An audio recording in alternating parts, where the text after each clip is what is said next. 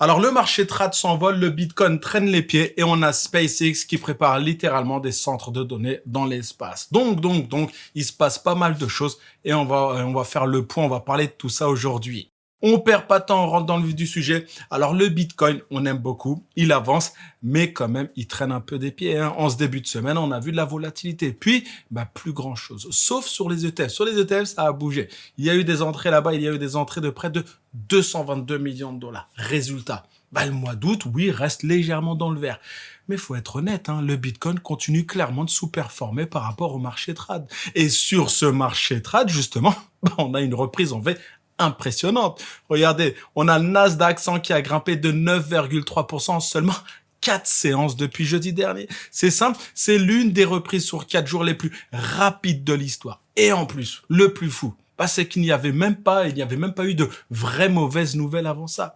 Normalement, un rebond aussi violent, ce que je veux dire par là, c'est que ce genre de situation, ça arrive après un vrai choc, comme pendant le crash Covid, comme pendant l'éclatement de la bulle Internet. Une mauvaise nouvelle, un truc un peu chiant, une chute brutale, puis reprise en V. Là, c'est pas le cas. Cette fois, on a juste eu des prises de bénéfices la semaine dernière sur les valeurs tech, largement dopées par, je vous ai fait plusieurs shorts sur le sujet, largement dopées par l'effet de levier. Encore une fois, pas de vrai choc, mais quand même une reprise qui ressemble à celle d'après un choc, pour faire très simple.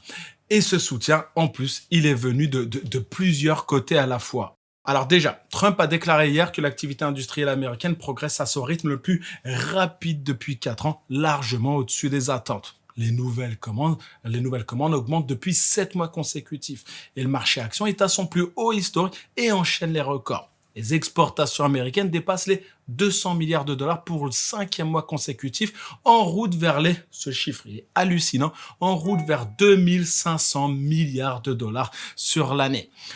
Et donc, Trump parle carrément d'un âge d'or pour l'Amérique en disant que ça ne fait que commencer. Et si on regarde les chiffres, il n'a pas tort. Le S&P 500 a atteint hier pour la première fois de son histoire une capitalisation de 70 000 milliards de dollars. C'est vertigineux. C'est, encore je l'ai dit, un record absolu. Les 500 entreprises qui composent cet indice valent aujourd'hui plus du double de l'économie américaine entière.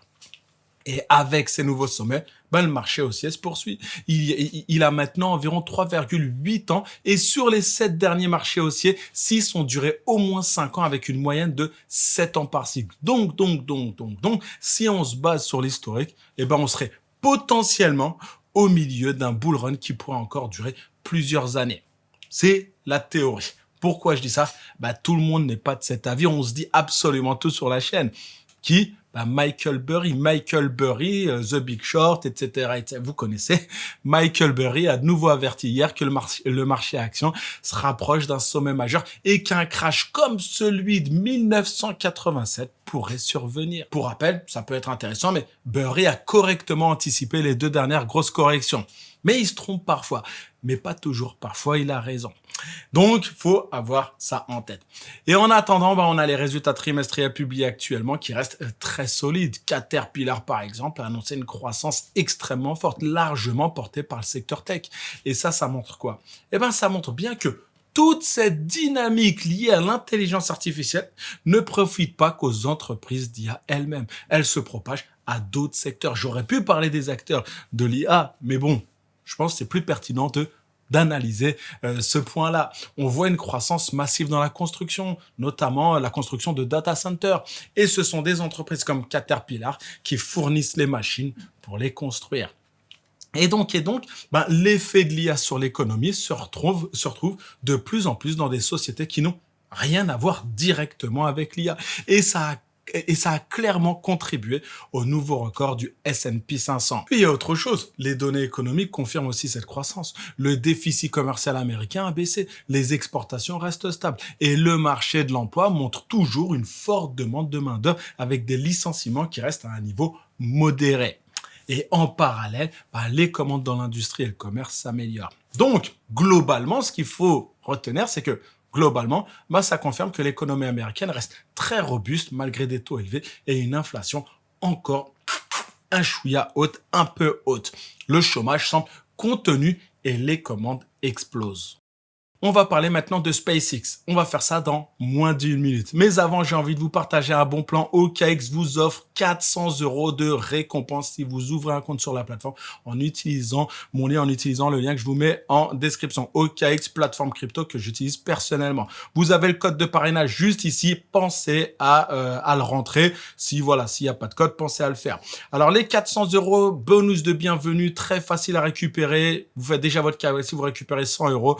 Vous obtenez une carte OKX, carte bancaire qui vous permet d'utiliser vos crypto-monnaies un peu partout où vous voulez dans le monde. Vous effectuez 3 transactions, bim, encore un bonus. Vous faites un dépôt de 100 €, vous tradez, bim, bonus. Vous faites un autre dépôt, bim, encore bonus, etc., etc. Et vous pouvez récupérer jusqu'à 400 €. C'est de l'argent gratuit, n'hésitez surtout pas à en profiter. En plus, OKX relance sa campagne de 8% de bonus pour les dépôts que vous pouvez faire sur la plateforme. N'hésitez pas à en profiter.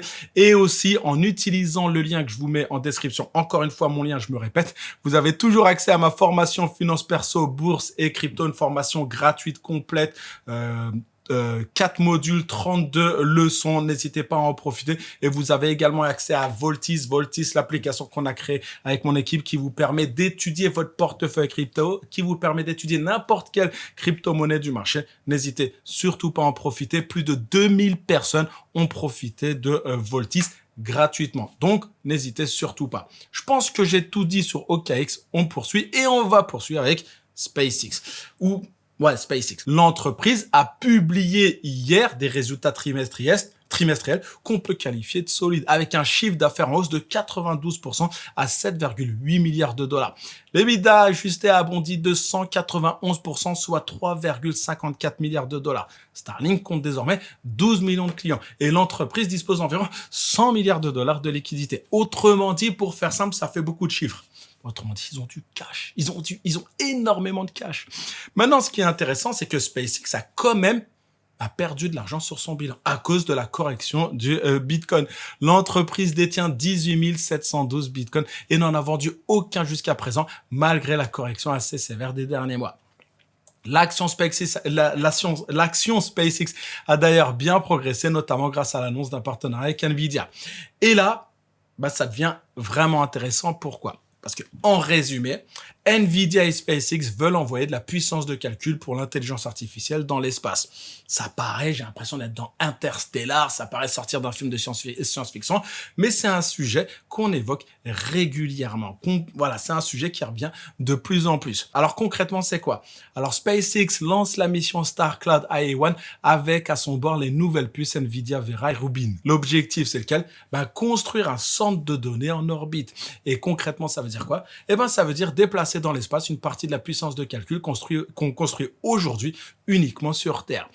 Et il y a plusieurs raisons à ça. Pourquoi? Parce que dans l'espace, on a accès à une énergie solaire quasi illimitée, sans peser sur les réseaux électriques comme c'est le cas sur Terre. Puis, le refroidissement peut en partie se faire par rayonnement direct vers l'espace. Et le traitement des données satellites peut se faire directement là-haut, sans avoir à les renvoyer sur Terre.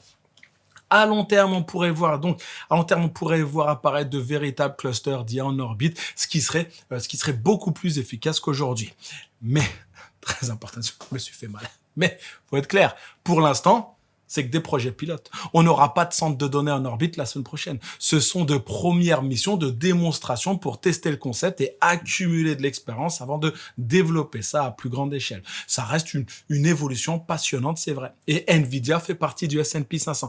Donc, quand ces entreprises se renforcent mutuellement, oui, c'est tout l'indice qui en profite. Et c'est une des raisons qui fait que le S&P 500 est parti chercher un ATH.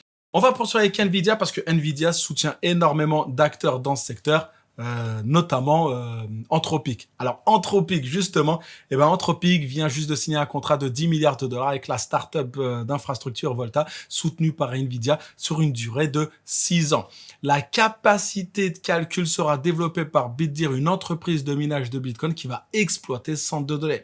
Le premier site se trouve en Norvège et devrait délivrer environ 133 MW de puissance.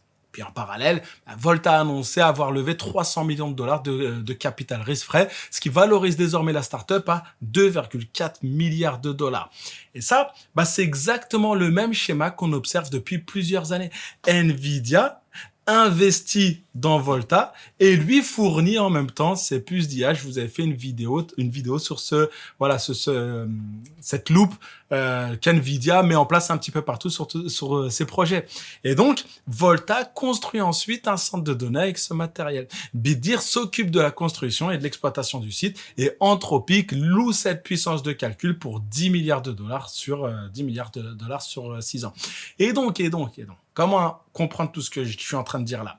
Eh ben, ça montre bien le système circulaire qui est en train de se mettre en place. NVIDIA a énormément de capital. On investit une bonne partie, ce qui fait grimper la valorisation des entreprises dans lesquelles ils investissent. Voilà, ils mettent de l'argent ici, et tout le monde prend de la valeur. Ces entreprises achètent ensuite le matériel à NVIDIA, ce qui fait grimper les profits d'NVIDIA, financés en partie par son propre argent.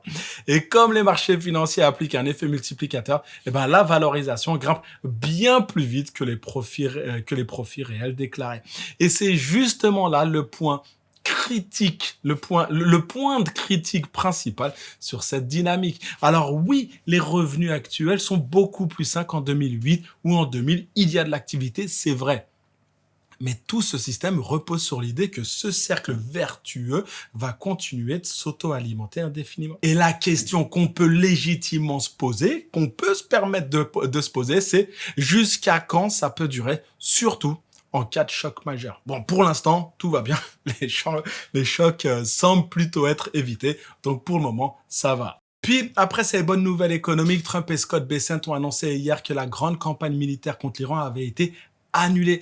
La semaine dernière encore, on a annoncé le lancement de la plus grande campagne militaire contre l'Iran depuis la Seconde Guerre mondiale. Grosse menace donc. Et maintenant, Bessent explique que cette menace était si forte que l'Iran serait venu vers les États-Unis pour éviter ces frappes. Mais selon CNN, selon Reuters, l'attaque aurait en réalité été annulée pour des raisons purement logistique. Les stocks américains de missiles intercepteurs auraient fortement chuté. Environ 80% des intercepteurs THAAD et 50% des intercepteurs Patriot auraient déjà été utilisés. Et selon une source proche du dossier, des responsables militaires auraient averti la Maison-Blanche que les stocks de munitions atteignent un niveau critique et qu'une nouvelle grande frappe suivie de contre-attaque pourrait empêcher les États-Unis de défendre correctement les pays du Golfe. Puis à cela s'ajoute l'inquiétude des pays du Golfe eux-mêmes, qui craignent que leur infrastructure critique soit attaquée sans pouvoir se défendre suffisamment. D'ailleurs, Reuters rapporte aussi que les stocks de missiles Tomahawk et d'autres missiles offensifs ont fortement diminué, ce qui expose aussi les États-Unis à un risque plus élevé face à la Chine, face à la Russie, en cas de besoin de défense. Bref, la version officielle. Et la réalité, on peut admettre il y a quelques petites différences. Et après, c'est logique que Trump ne dise pas ouvertement qu'on manque de munitions défensives. Faudrait quand même être un peu fou de faire ce genre d'annonce. Mais au final, peu importe la vraie raison, limite on s'en moque. Que ce soit un manque de missiles ou qu'un accord soit trouvé, le marché semble déjà intégrer cette idée d'apaisement et ça, c'est très intéressant. Et ça a d'ailleurs fait reculer temporairement les prix du pétrole, ce qui soutient davantage les marchés traditionnels. Bon, c'est tout pour aujourd'hui les amis. Ne me quittez pas sans liker la vidéo. Prenez soin de vous et à demain.